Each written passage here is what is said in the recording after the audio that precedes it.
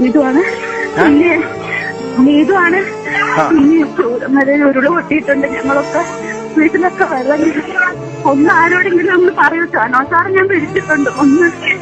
ഒന്ന് ആരോടെങ്കിലും ഒന്ന് പറഞ്ഞിട്ട് ഞങ്ങൾ ഇന്ന് രക്ഷപ്പെടുത്താം. വയനാട്ടിൽ ആദ്യം ഉരുളുപൊട്ടിയ സമയത്ത് തങ്ങൾ അപകടത്തിലാണെന്നും ചൂരൽമലയിൽ ഉരുളുപൊട്ടിയിട്ടുണ്ടെന്നും വെള്ളം പൊങ്ങി വരികയാണെന്നും ആരെങ്കിലും ഒന്ന് രക്ഷിക്കണമെന്നും പുറംലോകത്തോട് വിളിച്ചു പറഞ്ഞ ആരോഗ്യ പ്രവർത്തക നീതുവിന്റെ ചേതനയേറ്റ ശരീരം ചൂരൽമല പള്ളി സെമിത്തേരിയിൽ അടക്കം ചെയ്തു.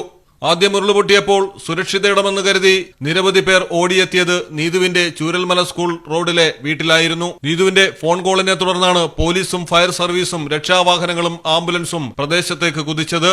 എന്നാൽ താഞ്ഞിലോട് റോഡിൽ മരം വീണ് ഗതാഗതം മുടങ്ങിപ്പോയി. ഇതിനിടയിൽ രണ്ടാമതും ഉരുളുപൊട്ടി.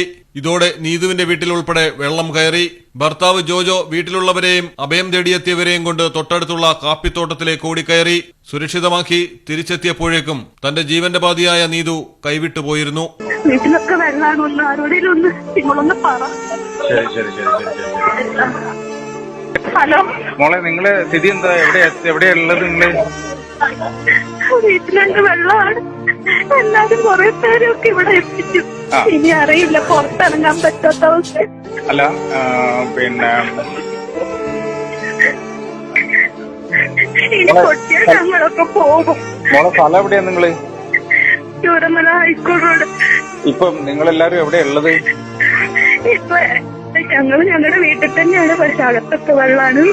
താഴെയുള്ളവരൊക്കെ എങ്ങനെ രക്ഷപ്പെട്ട് വന്നോന്ന് ഞങ്ങൾക്കറിയില്ല. പറ്റാതെ വെള്ളമായിരുന്നു. അല്ല മോളെ, ഇപ്പൊ നിങ്ങൾ ഏതെങ്കിലും ഒരുമിച്ച് ഒരു സ്ഥലത്താണോ ഉള്ളത്?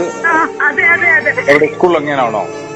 സ്കൂളിന് ഇച്ചിരി ഇങ്ങോട്ട് വന്നാൽ ഞങ്ങളുടെ വീട്ടിലാണ്. ദിവസങ്ങൾക്ക് ശേഷമാണ് നീതുവിന്റെ മൃതശരീരം കണ്ടെടുത്തത്. പാപ്പിയാണ് ഏക മകൻ. മേപ്പാടി ആസ്റ്റർവിംസ് മെഡിക്കൽ കോളേജിലെ ആരോഗ്യ പ്രവർത്തകയായിരുന്നു നീതു. Reporter Mahroob Panamaram, Malayalam television, Wayanad.